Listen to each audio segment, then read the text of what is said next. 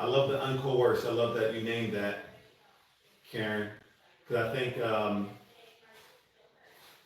I just know that that's something I've worked on interrogating within myself in all of my relation and how I relate with other people over the years. It's something I had to do a lot of work on to make sure I'm moving in ways that don't coerce. And I think that's a blind spot for a lot of folks still.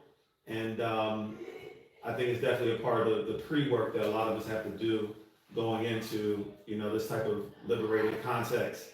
And keeping that front of mind is important. So I appreciate you naming it in that way. Karen, you mentioned something about fear to start. Could you elaborate on that? Well, I've had experiences of, communities that were arranged around certain principles. A vegan community, for example, and it was pretty militant, pretty unforgiving of others, pretty closed to others, and at times unkind. I'm gonna be honest with y'all. When I first heard her say a vegan militant community, I'm like, what kind of vegans is these, man? But the real life reality is, y'all be some judgmental ass folks when you see folks eating meat.